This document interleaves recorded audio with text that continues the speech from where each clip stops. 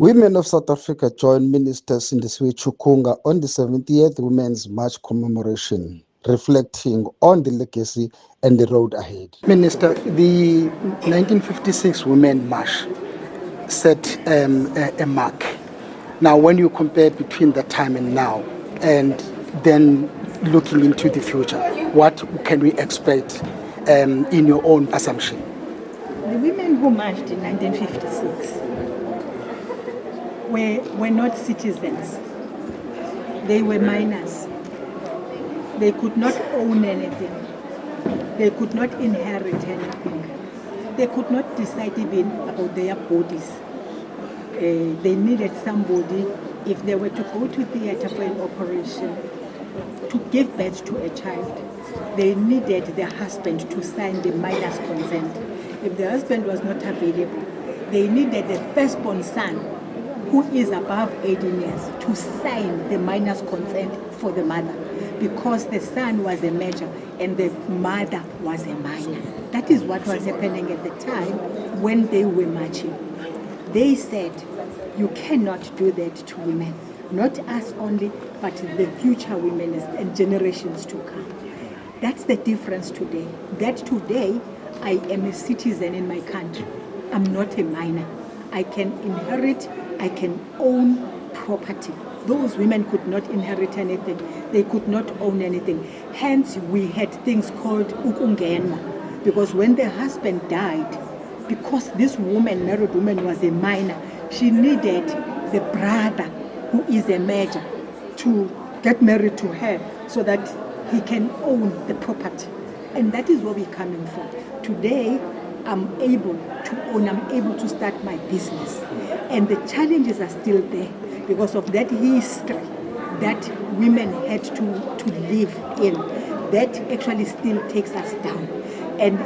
But we look at where we are today, I'm able to take maternity leave. And that maternity leave is paid. I'm able to go to university. 60% of graduates today, they are women. And I'm able to challenge any work. And that is why you have got people from ABSA here who are CEOs. It would not have happened during 1956. It's happening today. And that is why when we look at where we are as South Africa, particularly for women empowerment, we have moved. But are we where we're supposed to be? Definitely not. Because we still have quite a number of other baggage that comes from our past that is still actually forming barriers for women to access whatever. But we're not as far as we were in 1956. So yes, indeed, our take is that we must continue engaging institutions, finances. Banks themselves, they tell us that if you borrow money to a woman, you are likely to get it back.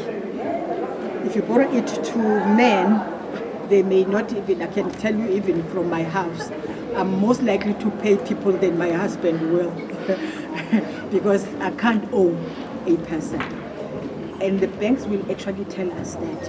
And therefore, if that is coming from banks themselves, finance institutions themselves, it should therefore not be difficult for them to borrow money to women so that they can grow their companies, they can grow their businesses. And I think those are the issues that we look into as a department, working together with the private sector and everybody else, other stakeholders that are important in the ecosystem. Access to markets and procurement opportunities remains a challenge for many women-led businesses and owned businesses. What is government doing to ensure that women entrepreneurs can participate more meaningfully in the economy? I think first it's the whole issue of policy that as government we're responsible for. And the policy that does not create barriers for women, it's important. The policies and the environment that attracts the investors and buyers to buy from South African women, that is important on the side of government. Then, of course, also the environment that trains women on how to run their businesses, how to access markets, how to access finances, etc. That is the role of government. But having done that, it's also important to remember that it's not everyone who you're going to find in the city where probably the infrastructure and the opportunities are available. You also have another woman who is an entrepreneur, but from the rural part of South Africa, where they may be experiencing network, for instance, and therefore those things need to be addressed so that every South African woman can access network. If it cannot be with whatever that we build, but it must find a way of providing that to any woman who is an entrepreneur. So yes, indeed, there are quite a number of barriers that we have seen. The requirements, the criteria that are required from women who want to start businesses. If you go to a bank, for instance, and the bank asks for a collateral, already you have excluded a woman, because historically we've not been owning property as women. So if you want a collateral, you already have excluded many women, particularly from the rural South Africa. And that is why such things should be eliminated so as to allow women to also access what other counterparts do access. Public-private partnerships have been a key feature of organizations like WeCorner and the private sector in accelerating women's economic inclusion. Even in our speech, we are very clear that there is no government alone who can actually address the challenges. You need all role players, and private sector is key because government does not own banks, for instance.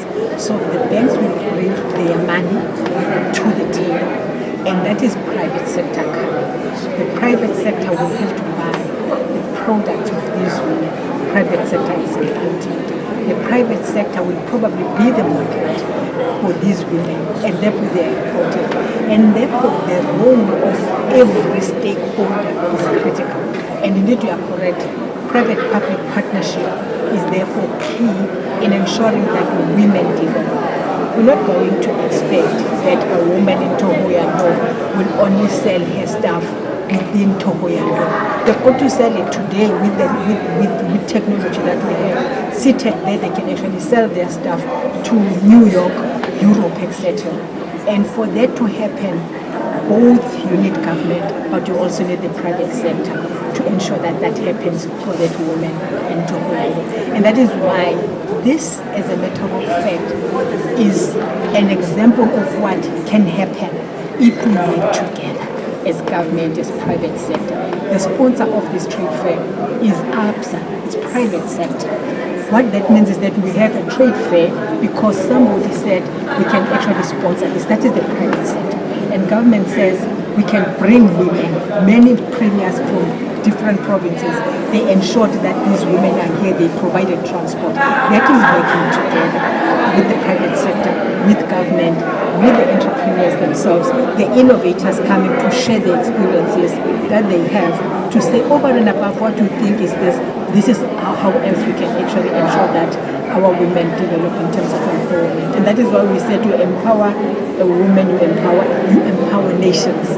Not even a nation, but nations. So the theme for this Jubilee, which is the Platinum Jubilee, the 70 years of 1956 March, we said empowered women empower nations. Not just one nation, but nations. And indeed it's very true. Absolutely.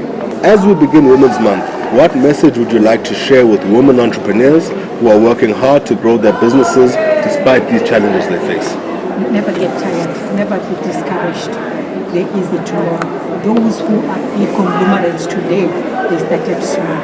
There were challenges, but they persevere.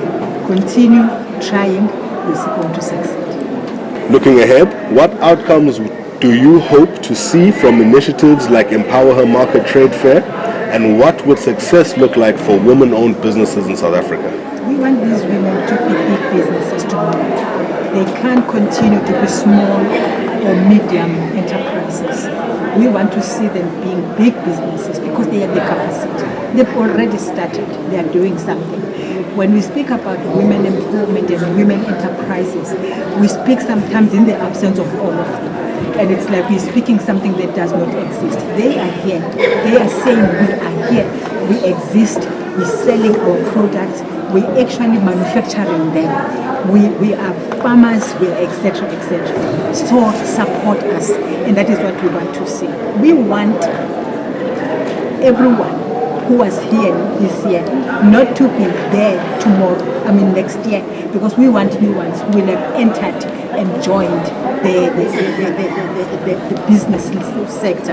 And that is what we're also saying to premiers and everybody else, to say those that you empowered from August last year to this year, it's them that we want to see.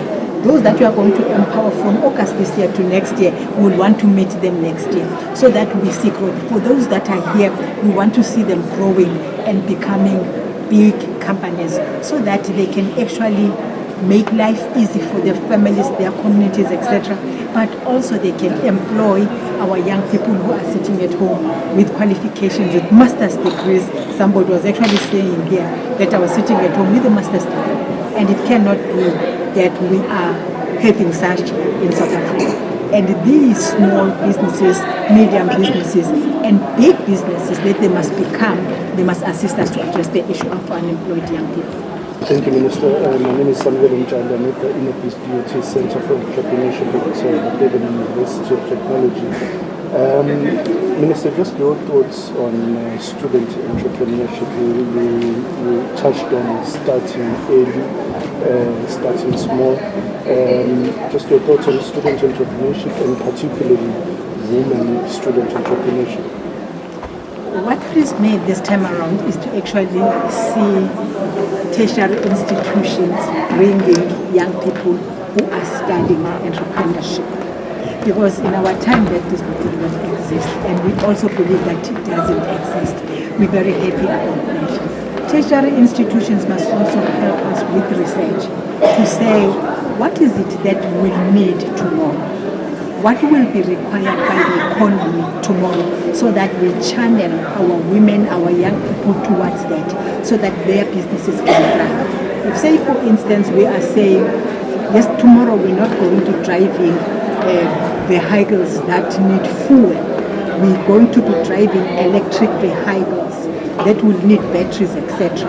Our institutions must tell us that, tertiary institutions, so that we channel all resources in terms of training, etc., towards that. If indeed tomorrow we're not going to use the type of electricity that we're using, our tertiary institutions must help us, so that we don't react, but we plan better for what is going to happen tomorrow. And therefore we're very happy that we have students from tertiary institutions, Durban University of Training, Durban University Technology, being here and saying this is what we are studying, and we're already doing it. It is different from having theory without experience. The ones that are here, they're saying we have theory on how to run a business, but we're also doing it. So any time when we graduate, we'll go out there and run our businesses, because we'll have started at the time when we are being taught at the tertiary institution or university.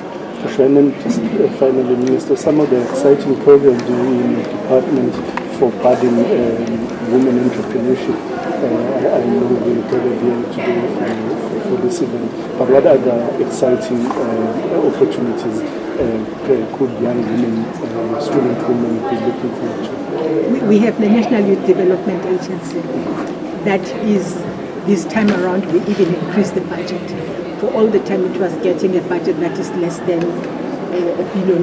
Today we're at 1.8 billion rand, which means they can scale their work and include more young people, giving them grants to start businesses, but also to support them.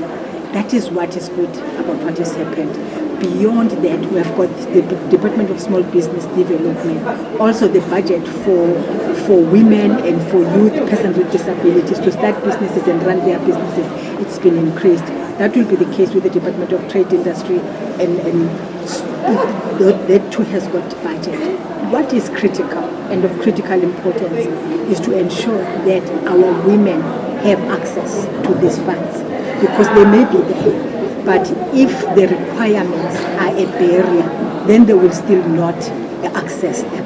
What also is of critical importance, and we believe that our tertiary institutions should help us, is the whole issue of regulations on the Public Procurement Act. I'm not in business, So I will not know what might be included in those regulations that can actually create barriers than opportunities. And our tertiary institutions must help us to actually look into the regulations that have now been published for public comments.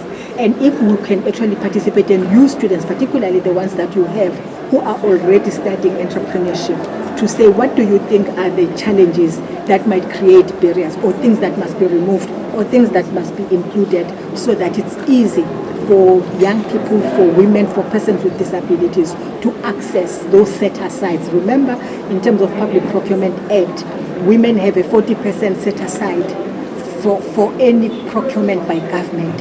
Youth have 30% set-aside, and persons with disabilities 7% set-aside. What it means is that for 7% of any public procurement, only companies owned by persons with disabilities will compete, only them. Doesn't mean that they will not compete to the others, but they will compete among themselves. The same thing, it will be young people for 30%, same thing 40% for women. But it doesn't mean that they don't compete for any other.